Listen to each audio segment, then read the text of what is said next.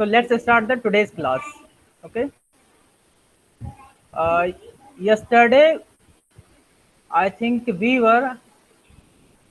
have solved the question up to initial feasible solution. Okay. Initial feasible solution तक हम लोग solve कर चुके थे. अब हम उसके आगे चालू करेंगे, स्टार्ट करेंगे, जिसमें से हम लोग जो है ऑप्टिमलिटी टेस्ट करेंगे by using modified distribution method. Okay, so let us a short review of the previous solution. जो प्रीवियस हमने सॉल्व किया है उसका एक शॉर्ट रिव्यू ले लेते हैं, उसके बाद फिर हम ऑप्टिमल सॉल्यूशन स्टार्ट करते हैं. So this was our table in which we have three supply constant S1, S2 and S3, four demand constants, that was D1, D2, D3 and D4, and these are the supply of different plants, that was S1, S2 and S3, and these are the demand of distributors. Okay, so first of all we have calculated our penalty for rows and column. We have calculated penalty for rows and column. Okay, so these are the row penalty, that is 9, 10 and 12, and these are the column penalty, those are 21, 22, 10 and 10. And between the row penalty and column penalty we have selected maximum penalty, which occurs in column D2. Okay, so and the minimum cost in this column means in the minimum cost in the column D2 that occurs in C32. Okay, so the cost is 8. So we will first allocation assign on this column and on the cell C32. Okay, so how much? That is minimum between the supply and demand. The allocation will be minimum of the supply between the supply and demand. Okay, and after allocating we will adjust supply and demand. So here 8 was demand and 18 was supply, so 8 unit we will be supplied from S3 to D2, and the remaining unit will be left with S3 is 10. So we will adjust this in next slide. Okay, so this is our adjusted table. Look at here. Now the demand of column D2 has been exhausted now. The demand of column has been D2 has exhausted now. Again we will calculate the penalty for rows and column. Again we will calculate for penalties for row and column. Okay, so maximum penalty is now 21, which occurs in column D1. So we will allocate the minimum of supply and demand in minimum cost, which has minimum cost, which is occurs in S1 D1, means here this is our minimum shipping cost where we have to allocate how much, that is 5. So we will allocate 5 and then we will adjust demand and supply. So okay, so the demand of distributor D1 has been exhausted now, and how many supplies are left with S1, that is 2. Okay, so 2 columns means the demand of 2 distributor has been exhausted now. Again we will calculate the row penalty and column penalty. So the maximum penalty is now 50, which occurs in row 3, that is S3. Okay, and which is the minimum cost in the row 3, that is 20. So we will allocate minimum of supply and demand in row 3, that is 10. Okay, actually we were reviewing the previous solution, and after allocating 10 we will adjust the supply and demand. So we have allocated here 10, so the supply of S3 has been exhausted now, and the remaining requirement of D4 is 4. Again we will calculate row penalty and column penalty. So the maximum penalty is 50, which occurs in column D4, and the minimum shipping cost in column D4 is 10. So we will allocate minimum of supply and demand, that is 2. Okay, minimum 2 is supply, so we will allocate in this column. D2 in the cell S1 D4, and we will adjust the supply and demand. So after adjustment, this table comes. This table will be come. Okay. So now again, first row and third row has been exhausted, and first column and second column has been exhausted. Now again we will calculate the row penalty and column penalty. So how much is the maximum penalty? That is 60, which occurs in column D4. So we will allocate the minimum of supply and demand according to the requirement of distributor D4. So which is, that is 2, which is minimum between 9 and 2. So we will allocate 2 to the distributor D4. Okay. So after allocating 2 units to the distributor D4, what will be the next table? Just like this. Okay. So how much supply and demand are left now? 7 units of supply are left and 7 units of demand is left. Okay. So again we will calculate row penalty and column penalty. So there is only one single element, that is 40. So we will allocate all the units because the supply and demands are equal now. So we will allocate this 7 to the 40. So after allocating this, what table we have come? This. Now this is our initial feasible solution. Okay, this is our initial feasible solution with row penalty and column penalty. जब आप पूरा question वैम method से solve कर लेंगे तो ये आपका table इस तरह से बन करके आएगी. ठीक. And what will be your minimum transportation cost? What will be your minimum transportation cost? So you will multiply the allocated unit by your per unit shipping cost. Means suppose that you have allocated 5 to D1, S1 D1. So 5 will be multiplied into shipping cost, that is 19. So 19 into 5. Similarly here 10 into 2, 40 into 7. So what is the minimum cost? The minimum cost will become is 779. Okay. And the solution is will be checked for degeneracy.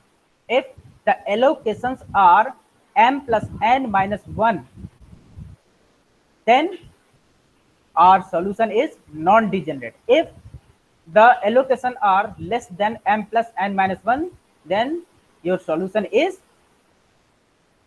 degeneracy. Okay. So here, up to here you have already solved. Let's do the optimality test now. अब हम लोगों को इसके आगे करना है. For optimality test we will use MODI method. Okay, we will use MODI method. So for applying MODI method we have some relationship. First, for the occupied cells. For the occupied cells, we have a relation that is Cij equal to Ui plus Vj. For the occupied cells, there is a relation that is Cij equal to Ui plus Vj. Actually, we have to calculate the dual variables by using this relationship. We have to calculate dual variables, that is Ui and Vj. Now, look at here. What are Dij and Vj? यहाँ पर Ui आपके रो है और Vj आपके column है. Okay. जैसे यहाँ पर Ui है तो Ui का मतलब यहाँ पर I की वैल्यू 1 से लेकर के n तक हो सकती है और J की वैल्यू 1 से m तक हो सकती है. तो जैसे आपकी फर्स्ट रो है तो Ui तो मीन्स U1, सेकेंड रो है तो U2, थर्ड रो है तो U3. सिमिलरली Vj में कॉलम हम इसको रिप्रेजेंट करेंगे. तो first column V1, second column V2, third column V3, fourth column V4. Okay, and Cij is your shipping cost और your per unit transportation cost जो कि सेल्स में दी हुई है. जैसे यहाँ पर 19, 30, 50, 10, 70, 30 and so on. These are your value of Cij cost. Okay. By using this relationship, you have to calculate dual variable for occupied cells. Occupied cells के लिए जब हम ये रिलेशनशिप इस्तेमाल करेंगे, हम उससे फिर U1 और U2, U3, V1, V2, V4 की वैल्यू निकालेंगे. तो देखिए, I have find the value using this relationship. इस रिलेशनशिप को इस्तेमाल करके मैंने ये निकाला. देखिए, u1 ui plus vj equal to cij है, तो which is our first allocated cell, that is s1d1 means c11. इस सेल का एड्रेस क्या है, first row and first column, तो मतलब कि C11. ओके, तो U1 प्लस V1 पहला रो पहला column, U1 plus V1 equal to 19. Similarly the second allocated cell is first row and fourth column, तो U1 एंड V4, तो U1 plus V4 10, हमने ये यहां पर लिख दिया. Similarly, the next allocated cell is your second column and in D3, second row and third column. So U2 and V3. Similarly, we have written all the equations by using the relationship ui plus vj equal to cij. How many allocations are there?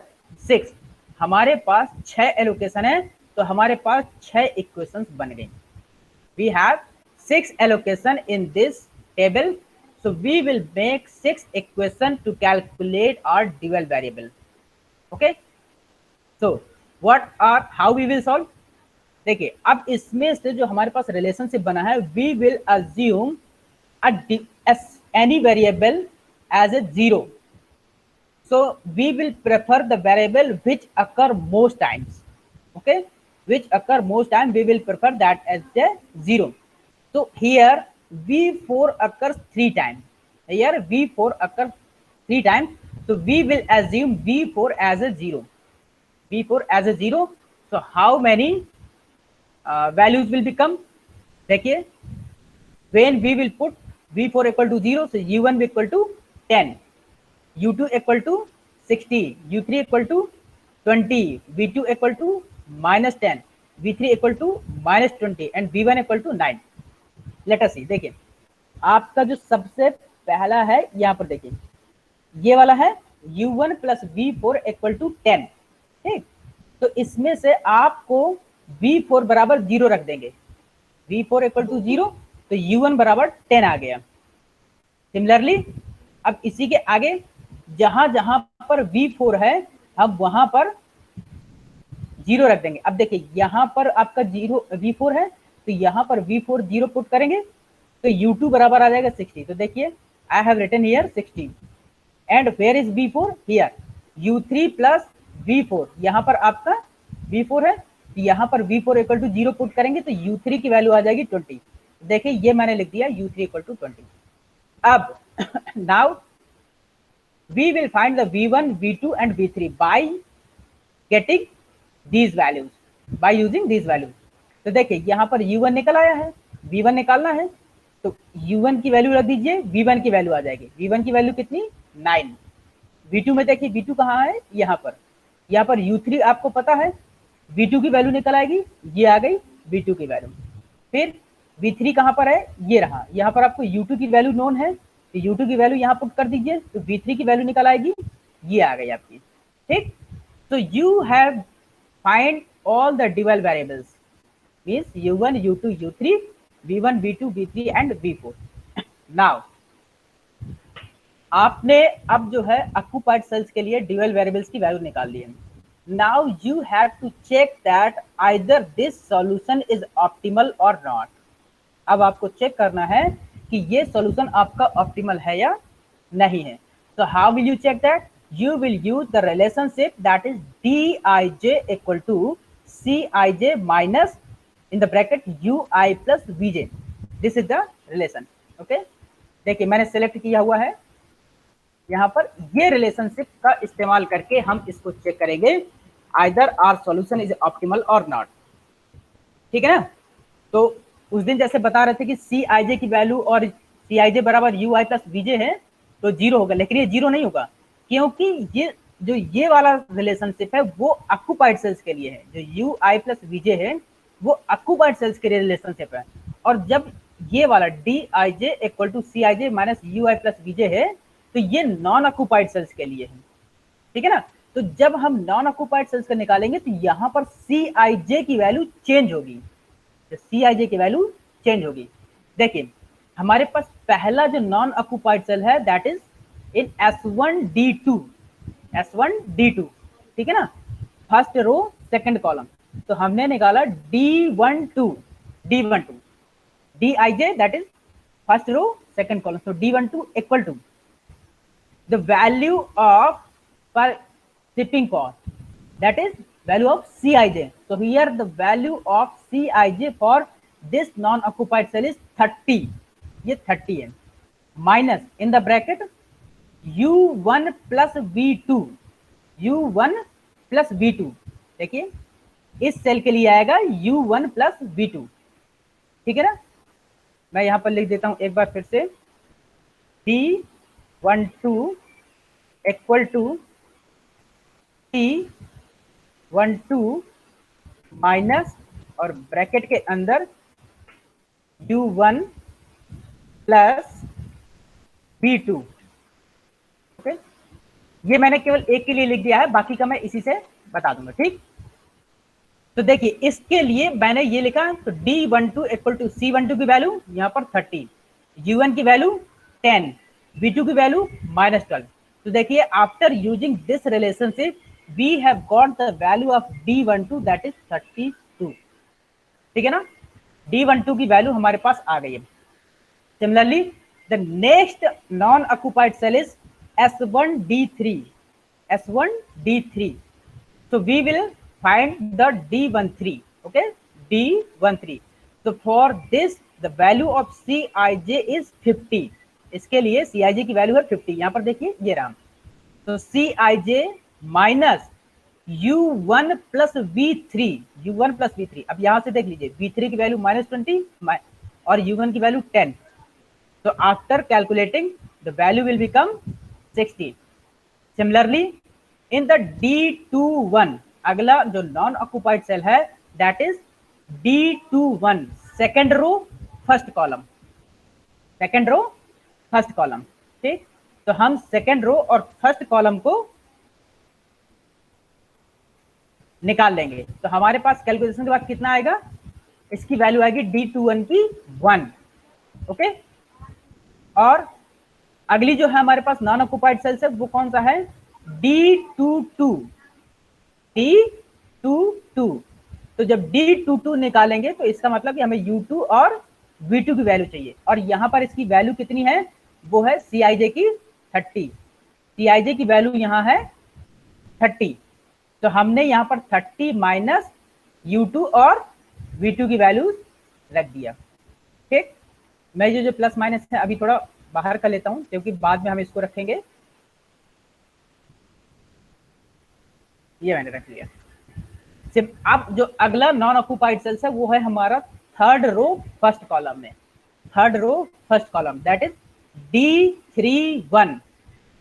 तो late us सी, हमने यहाँ पर D31 calculate किया हुआ है, ठीक। कितना आया है 11, और D22 हमारे पास कितना आया है माइनस का 18, D22 हमारे पास आया है माइनस का 18, D31 आया 11 और D33 आया है आपके पास 70, ठीक।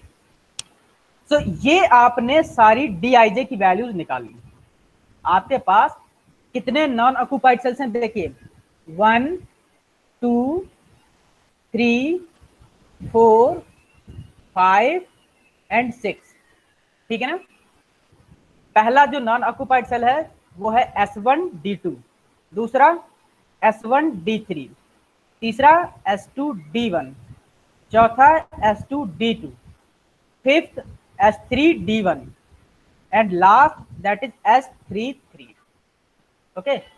So according to this you have calculate the value of Dij. Now you have to find the optimal solution। अब आपको ऑप्टिमल सोल्यूशन निकालना है।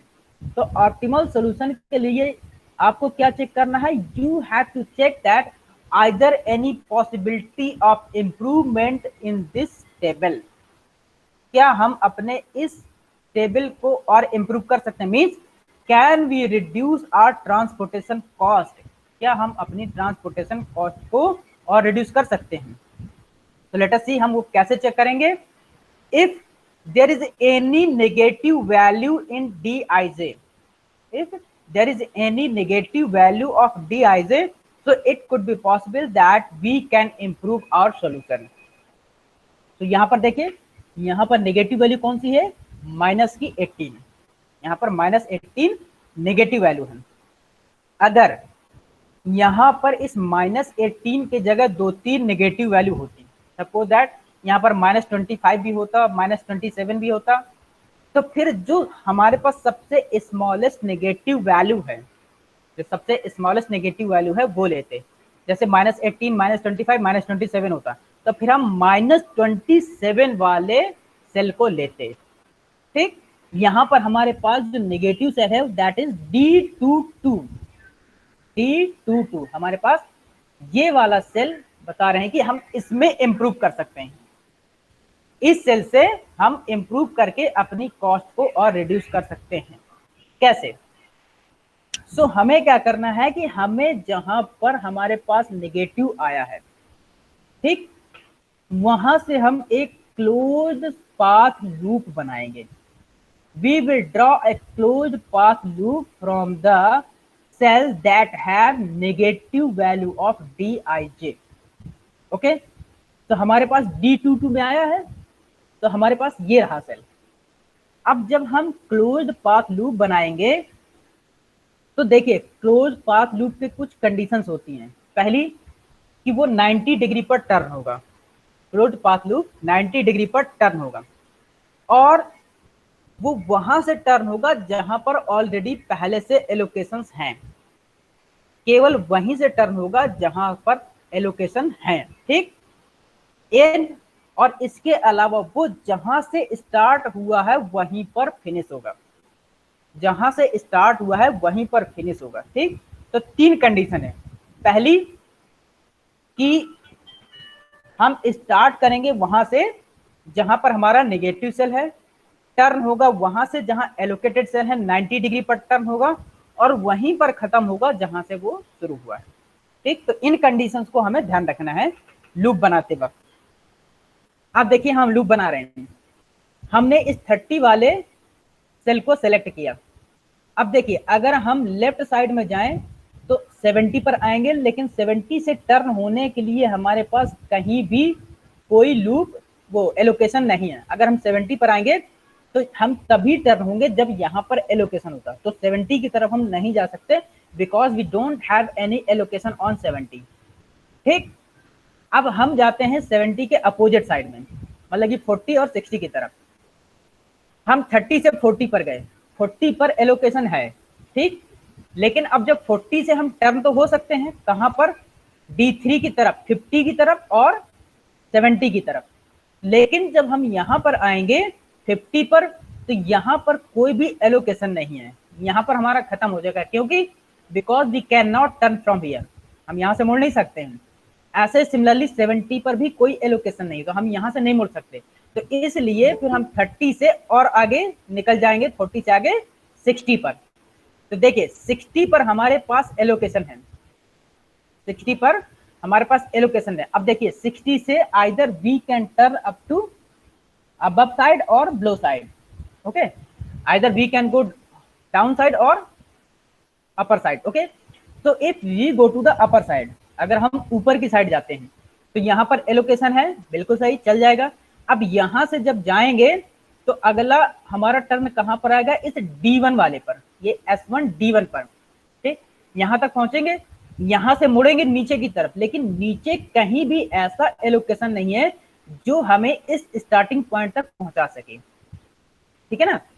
इस वाले कॉलम में कहीं भी ऐसा कोई पॉइंट नहीं है जो हमें इस स्टार्टिंग पॉइंट तक पहुंचा सके, तो इसका मतलब कि अब हम अपर साइड से नहीं जाएंगे, ठीक है ना, अपर साइड में हम नहीं जाएंगे। अब आते हैं लोअर साइड, नीचे की तरफ, ठीक। जब नीचे की तरफ आएंगे हम, तो नीचे से देखिए यहाँ 10 है, एलोकेशन है, टर्न हो सकते हैं, ठीक, ये टर्न हो गए। फिर अगला एलोकेशन 8 पर है, यहां से भी हम मुड़ सकते हैं, और मुड़ करके कहां पहुंच जाएंगे, वहीं जहां पर हमने स्टार्ट किया था, जहां पर हमने स्टार्ट किया था वहीं पर पहुंच गए।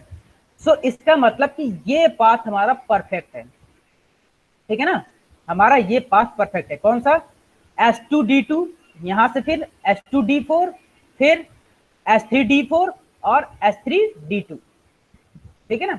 या आप इसी का जस्ट अपोजिट साइड भी ले सकते हैं। अपोजिट साइड देखिएगा, यहां से लेंगे, लेकिन अपोजिट साइड लेंगे तो फिर ये रिटर्न कैसे आएगा, देखिएगा 8 की तरफ आए, 8 से फिर यहाँ 10 पर आएंगे, 10 से फिर 2 पर आएंगे, 2 से फिर यहाँ पर आएंगे 40 वाले में। जब 40 वाले में आएंगे तो 40 पर ही रुक जाएंगे आप, 40 पर ही रुक जाएंगे आप, ठीक। 40 पर रुकने के बाद इसके आगे जो आपका खत्म हो रहा है वो 30 पर खत्म हो रहा है, ठीक है ना। जो अगला टर्न होगा, क्योंकि आपको यहां से मोड़ना है लेकिन आप वहां पर पहुंच नहीं पा रहे हैं, 30 पर टर्न होने के लिए आप पहुंच नहीं पा रहे हैं, ठीक। तो आपको परफेक्ट बनेगा कौन सा, S2D2, S2D4, S3D4 और S3D2, ठीक। याद रखिएगा टर्न हम वहीं से होंगे जहां पर हमारे एलोकेशंस हैं, टर्न हम वहीं से होंगे जहां पर हमारे एलोकेशंस हैं। तो ये हमारा लूप बन गया। अब हमें क्या देखना है कि जहां से हमने शुरुआत किया था, मतलब कि जहां पर हमारी नेगेटिव वैल्यू आई थी वहां पर हम एक प्लस साइन असाइन कर देंगे। ये मैंने एक प्लस साइन असाइन कर दिया 30 वाले सेल पर। फिर उसका जो अगला टर्न है, यहां पर आए थे, जो अगला टर्न है वहां पर हम माइनस साइन असाइन कर देंगे। ये मैंने एक माइनस साइन असाइन कर दिया। फिर उसका जो अगला टर्न है वहां पर हम एक प्लस साइन असाइन कर देंगे। ये मैंने एक प्लस साइन असाइन कर दिया। फिर उसके बाद जो अगला टर्न है वहां पर हम एक माइनस साइन असाइन कर देंगे। ये मैंने एक माइनस साइन असाइन कर दिया। मीन्स कि जहां से हमने स्टार्ट किया था वहां पर प्लस से स्टार्ट करके अल्टरनेटिव मतलब एक के बाद एक plus minus plus minus plus minus इस तरह से हम असाइन करेंगे, ठीक है ना। इतना असाइनमेंट करने के बाद अब हम क्या चेक करेंगे, जो हमारे पास माइनस साइन है जहां पर पूरे लूप में जहां जहां पर माइनस साइन है उनके एलोकेशन जो है वो हम देखेंगे। अब यहां पर देखिए कितने माइनस साइन है, 2। There are 2 minus sign. The first one is in S2D4 and the next one is S3D2। यहां पर 2 माइनस साइन है, ठीक। अब इन 2 माइनस साइन में आपको एलोकेशन देखने हैं जो मिनिमम हो। इन 2 माइनस साइन में आपको मिनिमम एलोकेशन देखना है, ठीक। तो मिनिमम एलोकेशन इन दोनों में से कौन सा है, 2। ये 2 जो है मिनिमम एलोकेशन है, means the minimum allocation between the minus sign, okay. Here the allocation is 8 and here the allocation is 2।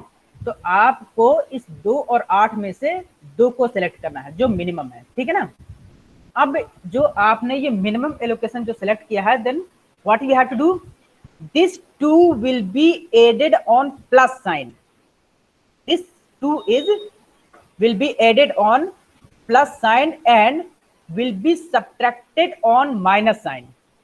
जहां जहां पर माइनस साइन है वहां पर इसको घटाया जाएगा और जहां जहां पर प्लस साइन है वहां पर ऐड किया जाएगा, ठीक है ना। देखिएगा यहां पर प्लस साइन है 30 पर, तो यहां पर आपका ये जो 2 है 2 जो है ऐड हो जाएगा। तो प्रीवियसली यहां पर कोई भी एलोकेशन नहीं था, there was no allocation on the cell S2D2, but after adding the 2 there will be this cell will become an allocated cell, ठीक है ना। इसमें 2 ऐड करने के बाद ये एक allocated cell बन जाएगा, ठीक। अगला यहां पर जो माइनस साइन था, यहां पर 2 था, इसमें से इस 2 को घटा देंगे, माइनस साइन है इसको 2 को घटा देंगे, तो 2 ऑलरेडी पहले था और 2 और घटा देंगे तो ये 0, मतलब कि यहां का एलोकेशन खत्म हो जाएगा, ठीक। यहां पर प्लस साइन है 10, यहां पर प्लस साइन है और एलोकेशन है 10 का, तो यहां पर हमें इस क्वांटिटी को ऐड कर देना है, इस 10 पर हम इसको ऐड कर, ये हो जाएगा 10 + 2 दैट इज इक्वल टू 12, ठीक।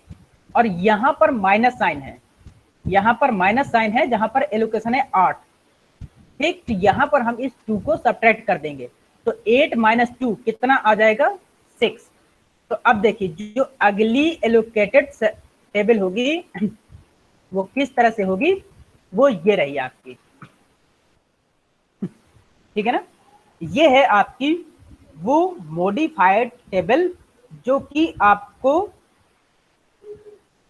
ऑप्टिमल टेस्ट करने के बाद और उसको एलोकेशन को इम्प्रूव करने के बाद आई है। देखिएगा यहां पर आपका पहले 2 एलोकेशन था इस 60 वाले कॉलम पर, इस 60 वाले कॉलम पर पहले एलोकेशन 2 था, लेकिन अब after modifying there is no any allocation, अब यहां पर कोई भी एलोकेशन नहीं है। इस वाले सेल पर यहां पर देखिए S2D2 पर पहले यहां पर कोई भी एलोकेशन नहीं था, previously there was no any allocation, but after the adding 2 it has an allocated cell, इसको 2 देने के बाद ये एक एलोकेटेड सेल बन गया, ठीक है ना। तो यहां पर 2 एलोकेशन है। अब आगे देखिए यहां पर आपने जो डिस्ट्रीब्यूटर D4 था उसको दिया था आपने 10 यूनिट्स, इसको आपने दिया था 10 यूनिट्स, लेकिन after improvement we will give him 12 unit, हम इसको फिर 12 यूनिट देंगे।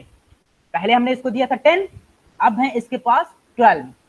और यहां पर देखिए यहां पर पहले आपने डिस्ट्रीब्यूटर D2 को दिया था D3 से कितना 8 यूनिट, लेकिन आफ्टर इम्प्रूविंग हमने इसको दिया है 6 unit. So after modifying your table become like this, आपकी ये टेबल बन गई है, ठीक। अब again we have to calculate the ui plus vj equal to cj, okay, again हमको ui plus vj equal to cij calculate करना है, ठीक है ना।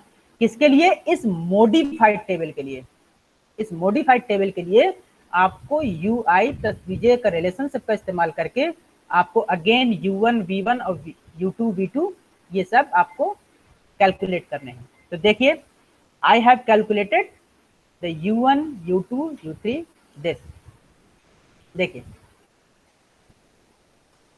नाउ अब हमको यहाँ, अब मैंने यहाँ पर u1 इक्वल टू 0 लेट किया है, पहले मैंने v4 इक्वल टू 0 लेट किया था, यहाँ पर मैंने u1 इक्वल टू 0 लेट किया है। मैंने बताया आर्बिट्रेरी आप किसी को भी 0 एक लेट कर सकते हैं, ठीक। After assuming u1 equal to 0 we have the value of, देखिए u1 0, v1 equal to 19, v4 equal to 10, u3 equal to 10, v2 equal to -2, u2 equal to 32। तो अब आपके पास u1, u2, u3, v1, v2, v3 और v4 की values आ गई हैं, ठीक।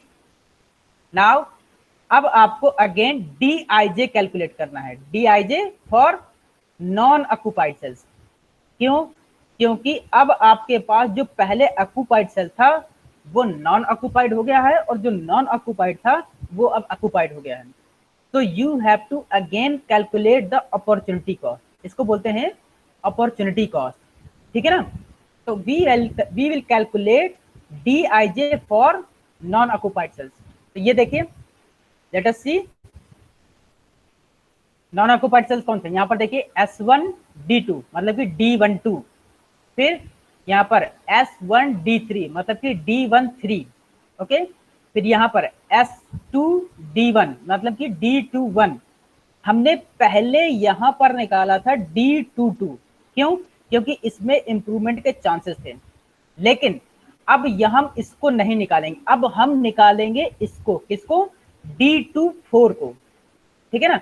पहले हमने निकाला था इसको, लेकिन अब यहाँ पर एलोकेशन हो गया है तो इसको मतलब कि हमने इंप्रूव कर दिया है। अब हम यहाँ पर लगाए देखेंगे नॉन ऑक्युपाइड सेल मतलब कि S2D4 D24 के लिए, ठीक। तो ये हम निकाल रहे हैं सारे के सारे नॉन ऑक्युपाइड सेल्स के लिए। देखिए D12 की वैल्यू आई है आपकी 32, D13 की वैल्यू आई है आपकी 42, D21 की वैल्यू आई है 19, D24 की वैल्यू आई है 18, D31 की वैल्यू आई है 11 और D33 की वैल्यू आई है 52। So these are all DIJs for non-occupied cells. ठीक है ना। तो अब यहाँ पर there is no any negative value. अब अगर हम देखें तो अब हमारे पास जितने भी डीआईजेज हैं वो कोई भी नेगेटिव नहीं है। तो लेट अस सी, जो मैंने ये डीआईजेज की वैल्यू निकाली है वो मैं आपको अगली टेबल में दिखा रहा हूं।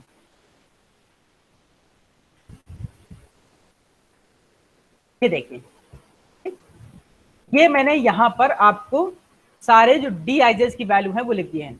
देखिए, जो रेड कलर में है वो है ऑक्यूपाइड सेल्स में allocation, in the red colour allocation for occupied cells, okay. और जो ये ब्लू कलर में है वो है आपके नॉन ऑक्यूपाइड सेल्स के लिए। नॉन ऑक्यूपाइड सेल्स के लिए क्या है, these are the value of D I J, ठीक है ना। तो यहां पर देखिए 32 positive, 42 positive, 19 positive, 18 positive, 11 positive and 52 positive. अब यहीं पर जरा प्रीवियस में देखिए, जब हमने इसको इंप्रूव किया था, ये देखिए यहां पर जो आया था ये -18 आया था आपका, ये यहां पर आपका -18 आया था, ठीक। इस वजह से हमने यहां पर प्लस साइन असाइन किया था। अब जो हमारे पास सेल है वो पूरा इंप्रूव्ड है और उसमें हमें कहीं भी इंप्रूवमेंट की जरूरत नहीं। Means if all the values of dij's are greater than or equal to 0, so your solution is optimal. By the way, अगर आपके सभी dij 0 से ग्रेटर है तो आपका सॉल्यूशन ऑप्टिमल है। एंड अगर dij एग्जैक्टली इक्वल टू 0 आ जाता है, sometimes it could be also possible that your dij could be equal to 0, so it means you have another alternative solution. It means you have another alternative solution. Now here all the dij's are greater than 0, so this is your optimal solution, okay। देखिए, ये मैंने यहाँ पर u1 u2 u3 की value लिख दी है, ये मैंने v1 v2 v3 और v4 की वैल्यू लिखी है। इनको इस्तेमाल करके, these are the dual variables, by using this I have calculated dij, the value of dij are written in blue color, okay। ये लिखिए। अब now we have to again calculate the our minimum transportation cost. We have to calculate total transportation cost. So let us see this. The allocations are 5 in 19, 210, 230, 47, 86 and 12, 24, 12, 20, okay। तो what we will do, हम अब जितनी भी unit हमने allocate की हैं उनकी per unit shipping cost से हम उनको मल्टीप्लाई कर देंगे। जो हमने ये निकाला है एलोकेशंस इंप्रूवमेंट के बाद, उसको पर यूनिट शिपिंग कॉस्ट से हम मल्टीप्लाई कर देंगे। तो late us see here 19 into 5, okay. First ये रहा आपका 19 इंटू 5, सेकेंड 10 इंटू 2, ये रहा आपका second allocation 10 into 2, 30 into 2 third allocation, ये रहा आपका 30 इंटू 2। फिर नेक्स्ट एलोकेशन 40 इंटू 7, दिस, ये रहा आपका 40 into 7। Again next allocation 8 into 6, ये रहा आपका allocation 8 into 6। And the next allocation is 12 into 20, ये रहा आपका next allocation 12 into 20। So after calculating, the minimum cost will be 743. So this is your minimum total transportation cost. आपने देखा कि आपके पास जो टोटल ट्रांसपोर्टेशन कॉस्ट आई है दैट इज 743। अब देखिए, जो आपने पहले बैम मेथड से निकाला था,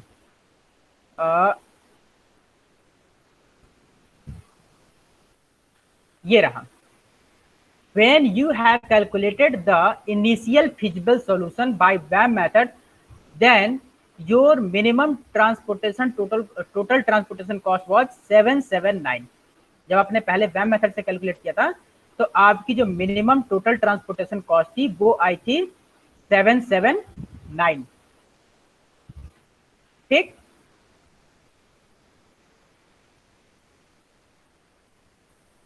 seven seven nine. After improvement आपने जब मॉडिफाइड डिस्ट्रीब्यूशन मेथड इस्तेमाल किया और आपने अपनी कॉस्ट को इम्प्रूव किया तो कितनी आ गई, that is 743. This means there are difference of how much unit, 36. 36 का आपका डिफरेंस आ रहा है. So you can improve your solution by using your modification method. ठीक. अब सिमिलरली अगर कभी भी आपको अनबैलेंस्ड प्रॉब्लम हो, अब कभी कभी क्या होता है कि अनबैलेंस्ड प्रॉब्लम हो तो उसमें भी आपको ऐसे ही इसी मेथड को अप्लाई करके ऑप्टिमलिटी निकालनी है. ठीक. You have to solve the optimal solution by using modified distribution method, or you can say that MODI method. So this is your optimal solution. So now if someone have any query, so you can ask now.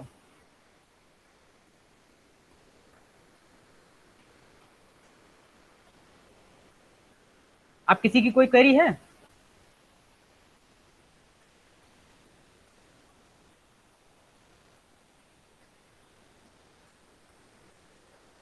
सबकी समझ में आ गया है ना? Yes sir. Okay, चलिए. So this is all about your optimal solution by using MODI method. अब हम थोड़ा सा एक ओवरव्यू देखते हैं असाइनमेंट के लिए. असाइनमेंट प्रॉब्लम क्या होती है और उसका सॉल्यूशन कैसे होता है. तो हम आज इसका केवल इंट्रोडक्शन पढ़ेंगे, इसका फॉर्मेट. बाकी न्यूमेरिकल हम इसका नेक्स्ट टर्म में पढ़ेंगे. तो the assignment problem can define as follows. Actually this problem is used to assign a work to a person. Suppose that you have some activities. Suppose that you have 5 activities and you have 5 persons also. You have 5 activities and 5 persons also. Then you have to assign each activity to each person as you have to minimize your cost. As you have to minimize your cost. Okay. So according to this example, we can define the assignment problem as if there are given n facilities, or you can say the n jobs, and the effectiveness of each facility to each job. Here the problem is to assign each facility to one and only one job so that the measure of effectiveness is optimized. Okay. Here the optimization means maximize or minimize. Maximize or minimize means if you are finding the profit or revenue or sales, then you will maximize, and if you are calculating the cost or time, then you will minimize. Optimization means this. Okay. Now there are many management problems has a assignment problem structure. For example, the head of the department may have 6 people available for assignment and 6 jobs to fill. Here, the head may like to know which job should be assigned to which person so that all tasks can be accomplished in the shortest time possible. ठीक है ना? जैसे अगर मैं class में पढ़ा रहा हूँ और मुझे कुछ काम है, तो मैं ऐसे बच्चों को सिलेक्ट करूंगा. अगर मेरे पास 5 काम है तो मैं ऐसे बच्चों को सिलेक्ट करूंगा जो उस काम को बेटर तरीके से और जल्दी कर सकें. Okay. So here the head will assign the job to the person as they can reduce the time. Okay. So we will minimize our cost and time, and we will maximize our profit, revenue and sales. Okay. Now one thing more, this is also a type of linear programming. Assignment is also a special kind of linear programming, or you can also say the special type of transportation problem also. Assignment जो है आपकी एक special kind की linear programming है. ठीक है ना? तो इसका स्ट्रक्चर कैसे होगा? वो होगा n by n के फॉर्म में. n by n के फॉर्म में. जैसे आपके पास जब ट्रांसपोर्टेशन होता था तो ट्रांसपोर्टेशन में आपको अगर अनबैलेंस ट्रांसपोर्टेशन प्रॉब्लम होती थी, then you have to make a balance transportation problem by adding dummy row और डमी कॉलम। जब आपके पास ट्रांसपोर्टेशन प्रॉब्लम अनबैलेंस होती थी, अगर आपके पास सप्लाई कम है तो आप एक नीचे रो जोड़ देते थे, और अगर आपके पास डिमांड कम है तो आप एक कॉलम ऐड कर देते थे। सिमिलरली ऐसे ही यहाँ पर आपको असाइनमेंट प्रॉब्लम सॉल्व करने के लिए डमी रो या कॉलम आपको जोड़ने पड़ेंगे। लेकिन हाँ, यहाँ पर सप्लाई और डिमांड नहीं दिए होंगे, आपको पर्सन्स या जॉब या मशीन या ऑपरेटर्स मशीन इस तरह से दिए होंगे, ठीक है ना। आप फॉर एग्जाम्पल के लिए आप एक स्ट्रक्चर देख लीजिए। This is an structure of assignment problem, ठीक है। Let n be the number of jobs and number of operators. यहाँ पर ध्यान दीजिए, n be the number of jobs and number of operators means दोनों के लिए सेम नंबर है। n इज द मतलब कि अगर 5 ऑपरेटर हैं तो 5 जॉब हैं, 6 ऑपरेटर हैं तो 6 जॉब हैं। It means your table will be A square matrix, your table will be a square matrix, ठीक है ना। एंड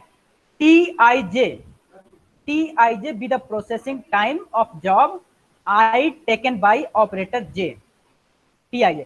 अब ये जो आपको सेल्स के अंदर लिखे हैं जैसे T11, T12 फिर अप टू T1J, T1N, तो सपोज दैट आपका जो T1J है ये, तो ये क्या है कि ऑपरेटर जे द्वारा पहला जॉब, मतलब कि ऑपरेटर जे द्वारा पहला जॉब ये किया जा रहा है, ठीक। अब जैसे अगर हम यहां पर मान लें तो उसका जो टाइम लेने का है दैट इज T1J। अगर पहला जॉब ऑपरेटर जे द्वारा किया जा रहा है तो उसके द्वारा जो टाइम लिया जाएगा वो है T1J, ठीक। अगर यहाँ पर कॉस्ट निकालनी होगी तो हम यहाँ पर Tij की जगह लिख देंगे Cij। सिंबल आप कोई भी इस्तेमाल कर सकते हैं, केवल स्पेसिफाई कर दीजिए कि हमने इसके लिए इस सिंबल का इस्तेमाल किया हुआ है, ठीक। नाउ अब अगर आप यहाँ पर मान लेते हैं ये सेकंड ऑपरेटर है, ये फर्स्ट जॉब कर रहा है, तो उसके द्वारा जो टेकन टाइम है that is T12 means second operators take T12 time to complete job 1। Okay, so let us see the solution of the assignment problem is based on the following results। इसमें क्या है, कुछ जो है assumptions हैं उसको मान लीजिए, या कह सकते हैं कि इसमें कुछ रिजल्ट्स हैं उसके, वो देख लीजिए। इसके बाद हम इसका हंगेरियन मेथड जो है कल पढ़ेंगे कि हम इसके स्टेप्स कैसे इस्तेमाल करेंगे एक एग्जाम्पल देकर के, जिसको बोलते हैं हंगेरियन मेथड, ठीक है ना। तो इसमें क्या है कि अगर आप किसी भी रो या कॉलम में if you are adding or subtracting any constant in any every element of row or column, if you are adding or subtracting a constant to every element of a row or column, then the cost matrix of an assignment problem, the resulting assignment problem has the same optimum solution। समझ रहे हैं ना, as the original assignment problem and vice versa। अगर आपके पास एक assignment table है और उसमें आपने किसी भी रो या कॉलम में कोई एक कांस्टेंट मान लीजिए के, उसको सब्ट्रैक्ट किया है या ऐड किया है, तो उसका जो सॉल्यूशन होगा तब भी ऑप्टिमल ही होगा, जैसा कि ओरिजिनल आपकी असाइनमेंट प्रॉब्लम में था। तभी आपके जो कांस्टेंट है उसको ऐड करने से उसकी ऑप्टिमलिटी पर कोई चेंजेस नहीं होता है, ठीक। हाँ, वन थिंग मोर, अगर आपके पास कोई भी नॉन नेगेटिव, अगर आपके पास कोई भी नेगेटिव एलिमेंट है बीच में, जैसे आपके पास ये स्ट्रक्चर दिया है, ठीक, इसमें सारे के सारे पॉजिटिव होने चाहिए। जैसे हम लीनियर प्रोग्रामिंग क्या दिखाते थे कि all the X Y Z all the should be greater than equal to 0।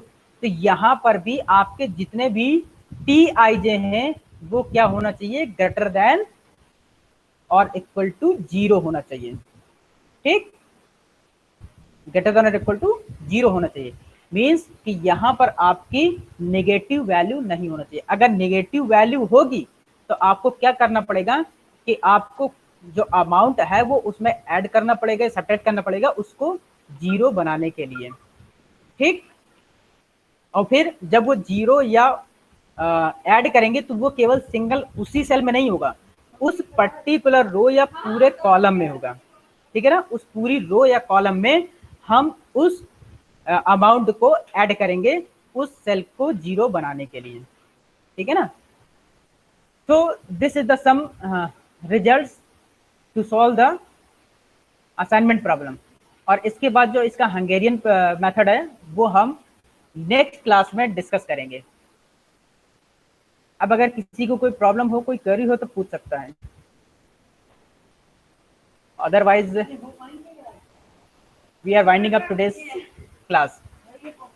Okay, सभी लोग अपना नाम इसमें लिख दीजिए। Everybody write down your name in chat section. Sachin, Riya, Ritik, Prakhar, Neha, Narayan, Namita, Jaya. Let us check in the chat section also. Jaya, Narayan, Jayesh, Neha, Priya. ठीक, there is no any query. Okay, no sir. हाँ जया पूछो। नो सर, आ गया समझ। ओके, हम इस मेथड को एक एग्जाम्पल के जरिए नेक्स्ट क्लास में समझेंगे तो इसको फिर और बेटर तरीके से समझ में आ जाएगा।